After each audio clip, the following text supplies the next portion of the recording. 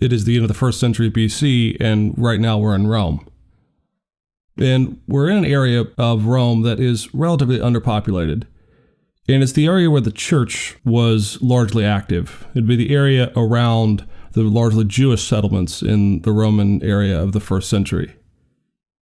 And here we see Clement of Rome, to distinguish him from another figure by the name of Clement later, Clement of Alexandria. But Clement of Rome is a first century man. He's a bishop there in the city of Rome. And he is actually one of the disciples of the Apostle Paul. Tradition actually has it that Clement is the same Clement that is mentioned in Philippians 4:3, where Paul refers to his fellow servant Clement. And whether or not that's this Clement or not, it's hard to understand. But we do know that Clement of Rome is a disciple of Paul's. He sees himself as a successor of sorts to the great apostle. And there in Rome, Clement, as bishop and as a disciple of Paul, heard that things were still not quite as good as they should have been in the Church of Corinth. And so there, from the city of Rome, Clement writes a letter.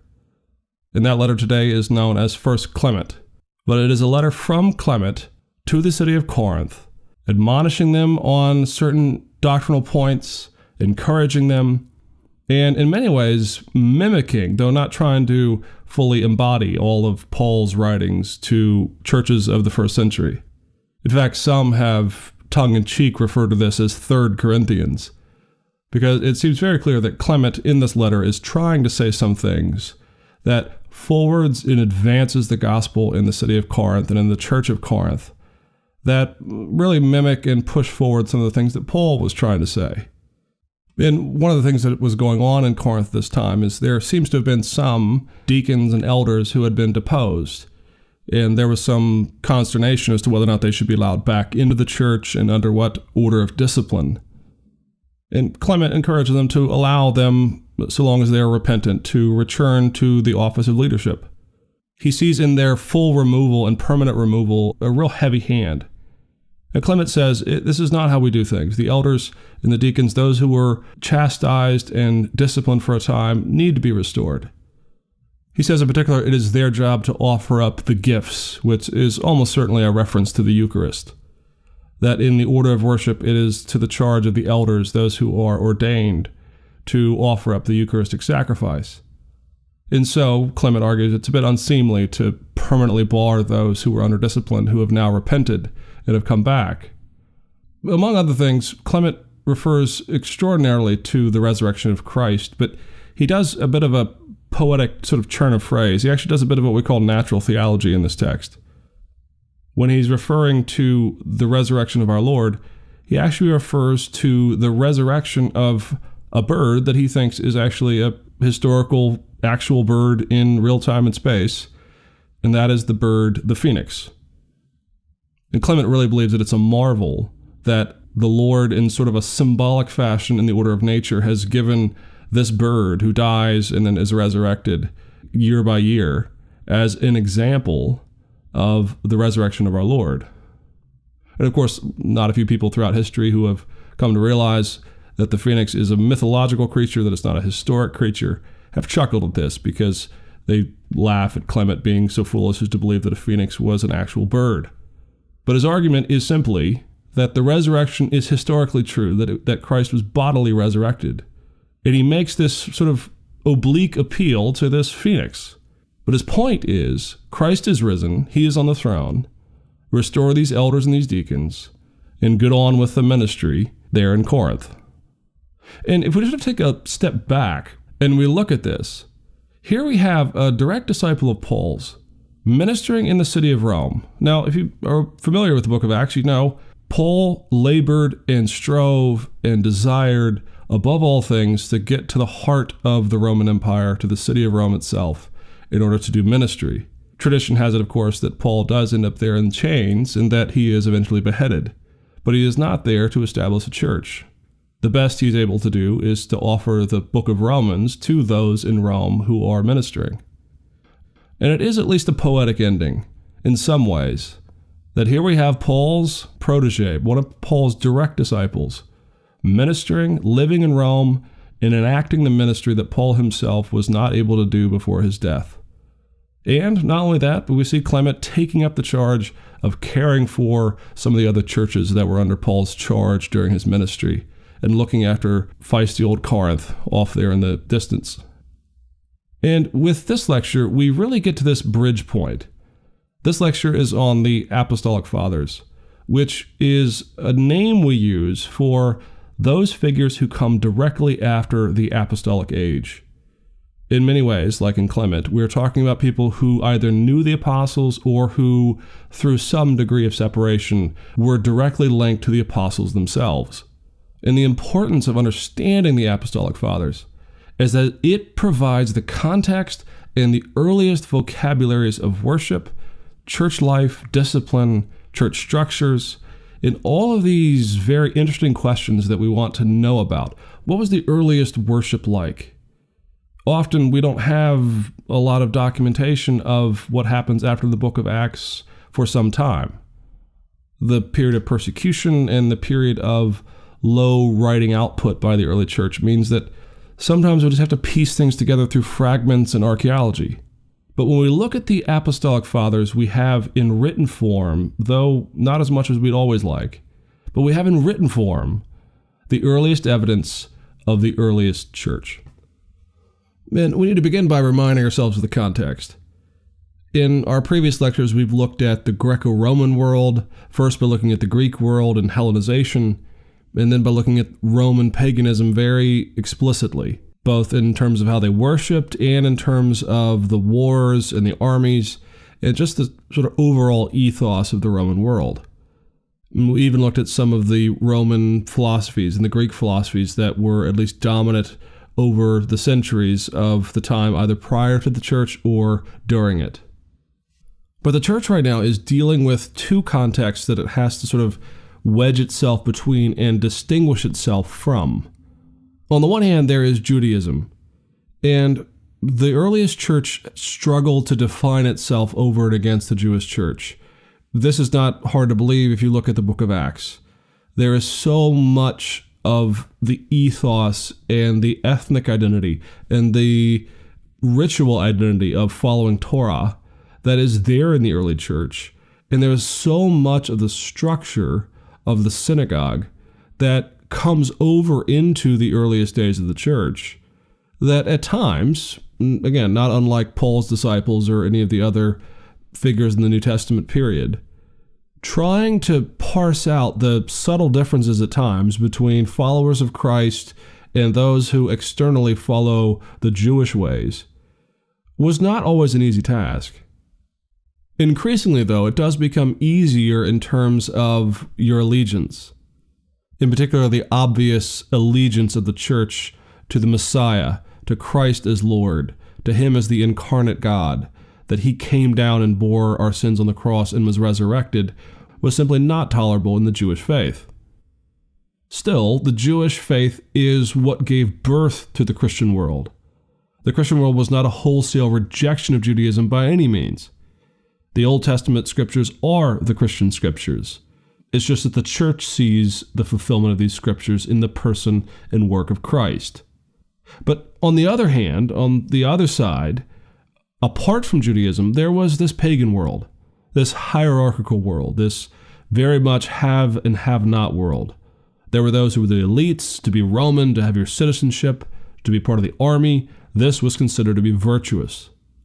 But by and large, Christians did not come from many of these ranks, if from the early days, any of these ranks at all. And so we can really characterize the earliest century or two of the church by really one word: vulnerable. The early church was vulnerable. It had a vulnerability because it had no natural power base. It was neither Roman, it was not embraced by any means, or nor would it ever be embraced by the Roman aristocracy or by the Roman pagan practices.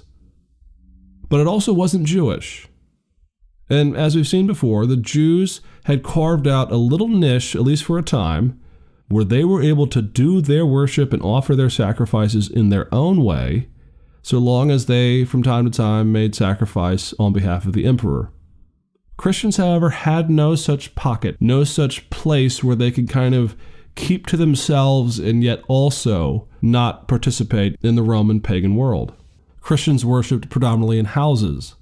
And all of the Christians' views and expressions in its theology from the earliest days, from the very New Testament itself, seems to run against the grain of just about every major principle of the Roman world. The Romans appreciate power, but Christians live in meekness. The Romans appreciate powerful gods, but our God came and died and suffered on their cross. Romans believe that Caesar is Lord. And yet on the lips of all Christians from the very beginning is the claim that Christ is Lord. Caesar is not Lord, Christ is Lord. And so from the beginning, Christians are on something of a collision course with the Roman world as the Jewish world and the Christian world begins to separate. And so all of these things are happening roughly at the same time, and there really is no single moment when these things begin to unravel, when Christianity more and more separates itself from the Jewish synagogue world and from the ethos of early Judaism, and when it becomes more and more the anathema of the Roman peoples as a pitiable, foolish, weak religion. But there are some indications. The Jews themselves, for all of the peace that they had carved out for themselves, over time increasingly came to loggerheads with the Roman state. And there was, in fact, the Jewish War, which in AD 70, of course, culminated in the destruction of Jerusalem itself and the entire destruction, save for the Wailing Wall that still stands, of the Jewish temple. Now, what did this mean for the early church? Well, essentially it meant that the church transitioned, as it already was with the ministry of Paul, from a more Palestinian-focused ministry in and around the area of Jerusalem to a ministry that we might as well describe as a ministry to the diaspora, to the Jews who were further afield, who were more in the far-flung lands of the Roman world, as well as to the Gentiles of those regions as well. So as Rome and the Jews come to war, Christians find their expansion and their opportunities for ministry growing on the outreaches and in the furthest areas of the Roman world.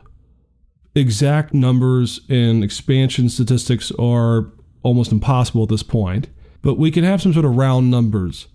In the first 10 to 15 years after the death of Christ and his resurrection, the earliest church was really focused around the areas of Palestine and Syria. By the time you get into the early 2nd century, though, you start to see that the church has expanded rapidly, not only beyond the borders of Palestine and Syria, but all the way into the heart of Rome and even up into modern-day Gaul itself in some areas. So if you just look at the map, the church has gone from Jerusalem, essentially, and it has expanded all the way through Asia Minor, through parts of Greece, and into Rome, and up beyond Rome into the furthest reaches of the Roman Empire.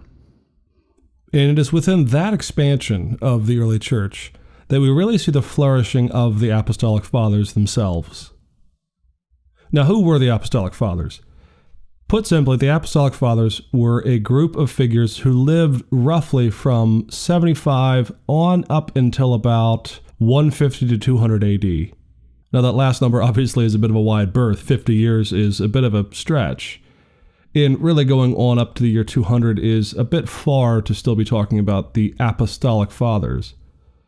But give or take, this is roughly the time of the Apostolic Fathers' age. And all we mean by Apostolic Fathers is this. History has accorded the earliest writers and the earliest figures and pastors of the earliest church with the name the Fathers. Now, it depends on who you ask. If you ask a Roman Catholic, the patristics age, as it's called, the age of the fathers, can go quite some time. It can go all the way up until the 5th century or even beyond. If you talk to others, they don't really like this term at all. Certain Anabaptist groups tend not to prefer to give an honorific to one age of the church, and those who see the early church as somewhat corrupt anyway tend not to glory in the writings from this period anyway. But both Protestants and Catholics are agreed that there was this patristics age, this age of the earliest centuries of the church fathers. And so all kinds of folks in the first at least 4 or 5 centuries of the church can be called the fathers of orthodoxy, you might say, or the fathers of the church. And so Augustine and Jerome and all of these earliest figures can be considered fathers. When we refer to the Apostolic Fathers, we're only referring to this earliest century of the church, those who were the bridge between the apostles themselves and the patristic age. And the figures that we're talking about are not all that numerous, and the writings from these folks are not all that significant. They're either short epistles or short little tracts and treatises. But we can list them here just so that you're aware of them. There's Clement of Rome, who we've already mentioned. There's Ignatius of Antioch, Polycarp, and Papias. There are a couple of books that are given the name of an author, though we're not entirely sure of its authenticity in terms of the name of the person who wrote it. And there are other books that simply have no author at all. The Shepherd of Hermas, for example, has no author listed with it. It's a prophetic utterance. Two of these texts in particular, though, we're going to separate and isolate and sort of study just briefly. One is the Epistle of Diognetus, which we're actually going to look at in our next lecture on early heretics and Christian orthodoxy. Right now, we're going to look at the Didache. Now, the Didache is a very important book from this earliest time, and in fact, it is actually the earliest surviving catechism from the early church, the Didache. Now, the name, the Didache, just simply means the teaching, or sometimes the teaching of the 12. Now, this text had for a long time been lost to us in the West. It was actually in 1873 that someone rediscovered the text in another codex, and ever since then it's been studied as one of the earliest, if not the earliest text that we have from the 1st and 2nd century. Dating it is next to impossible, but it is certainly extraordinarily early, either late 1st century or the early 2nd century. And this text is a catechism. It's designed to instruct new Christians on the order and the structure of the faith and the way to live the Christian life in this period of time. And for that reason alone, it is extraordinary because it says so many things about the early church pattern of life that we're always interested in. Now, the teaching of the Didache is vital for understanding its impact in the earliest centuries. And it actually brings together all that we've talked about so far in this lecture, which is the early Christian desire to distinguish itself as the culmination and the fulfillment of the Jewish scriptures, while yet also saying that the Christian way is different. And, on the other hand, distinguishing the Christian faith from the pagan world around it. And so if you go into the Didache and you read it, the earliest sort of move that the text makes is it lays out what it calls the two ways. And it says that there is one way which is the way unto death, and the other way which is the way unto life. And it opens in a very strikingly Jewish way. It opens with the Shema, the call in Deuteronomy and elsewhere in the Old Testament that hear, O Israel, the Lord our God is one. It opens with this. And then it goes on to list the greatest commandment, that we should love our neighbor as ourselves. And it goes on down a list of programmatic comments, really, about the ways that Christians are to live their lives. It then, next, transitions to a number of prohibitions against activities or engagements with the world around it that Christians were supposed to take care and distance themselves from. They were, for example, to avoid things like murder and adultery, sexual promiscuity, theft, very sort of earthy ethical things. Then there were other things that were listed that are clearly coming from the Roman pagan world, things like magic, sorcery, infanticide, abortion, perjury, coveting, all these things that are part and parcel to some of the Roman ethos. It even speaks about not bearing false testimony, about not holding grudges, not being double-minded, acting as though our yes is our yes and our no is our no. In other words, the Didache is calling for Christians to be upstanding citizens in the context of the ancient world, that they do not participate in the things they consider to be idolatrous, but on the other hand, they will not be vindictive, oppressive, backbiting kinds of folks who are after their own gain and against that of their neighbors. So the text lays out all of these things that the Christian is supposed to do as he conducts himself in the world. The other half of the document, though, deals with the rituals and the formation of the church's worship. And it's this section that always draws the attention of students and scholars and experts and novices and everyone in between. Because in this section, the Didache actually lays out some instructions for baptism and the Eucharist and for fasting in the early church that are unrivaled in their explicit design. Baptism, for example, for all the debates that a lot of modern post-reformational people have over baptism, particularly in the mode of baptism, do you sprinkle or do you dunk?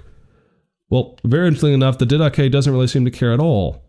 In fact, it doesn't mention anything to do with sprinkling or dunking. It does seem to have a preference for immersion in some level. However, it makes the case that sometimes immersion is impossible because you don't have enough water. The one thing that the Didache does care about, though, is that there is at least some pains taken to try to find what it calls living water, which is to mean a running river. That if possible, that baptism was to be done in living water, that is to say, a stream. Now, the Didache does not cast anathemas on those who are unable to do this. It just says, if you're able to do this, that's fine. He also says that those who do the baptizing and those who are to be baptized should fast for at least a day or two beforehand to prepare their hearts and minds for what they're about to undertake. He says if immersion is impossible in living water, that's fine, just pour the water 3 times over the head. And I do believe once and for all that should put to rest the mode of baptism problem.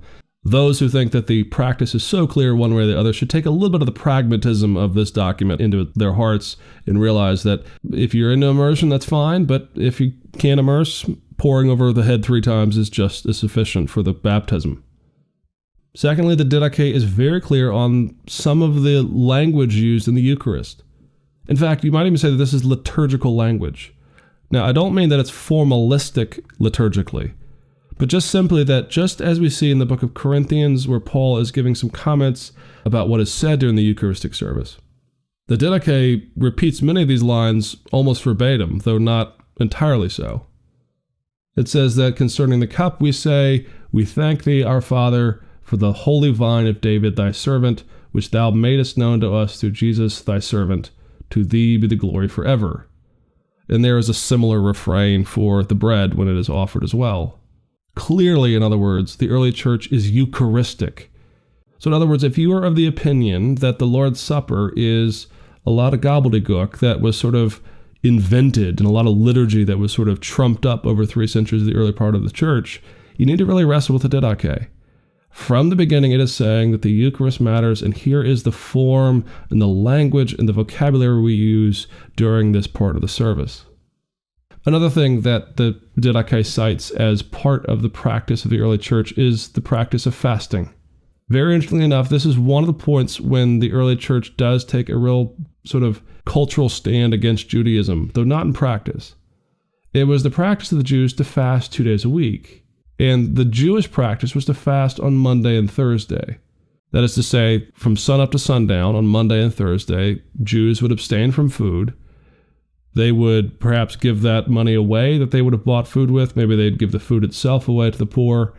But on Mondays and on Thursdays, the Jews would fast.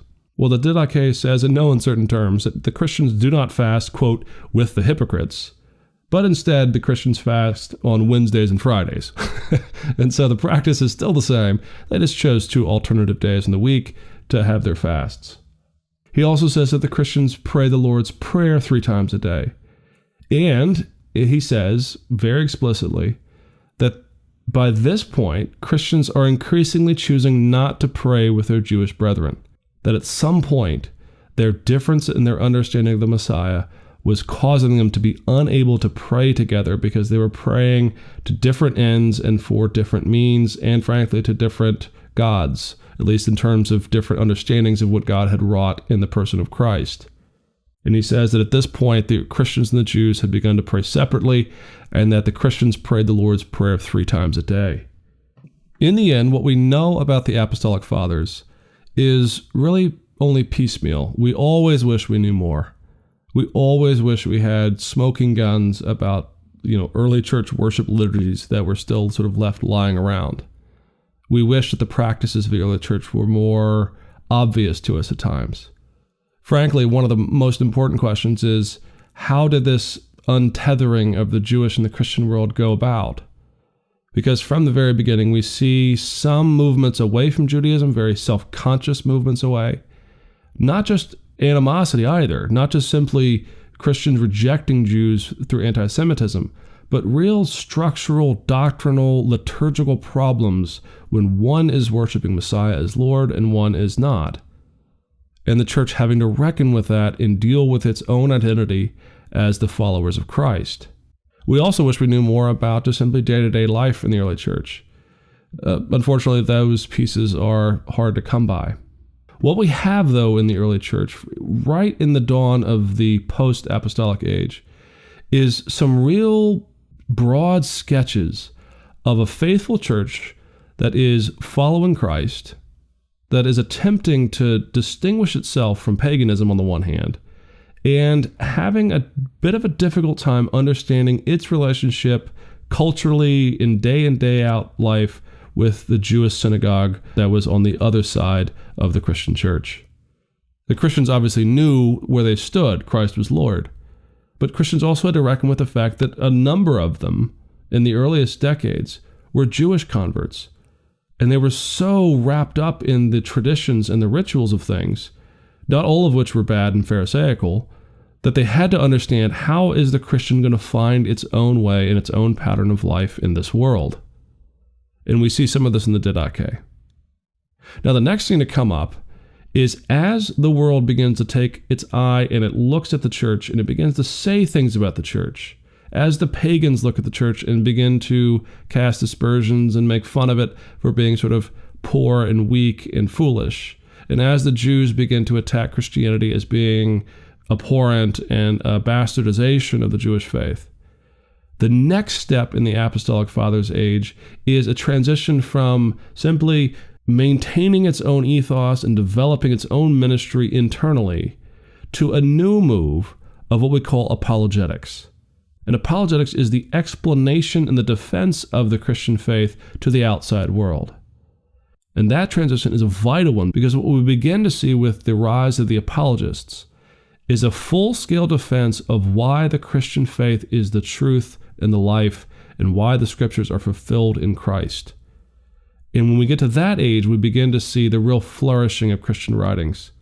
And we will look at that subject in our next lecture.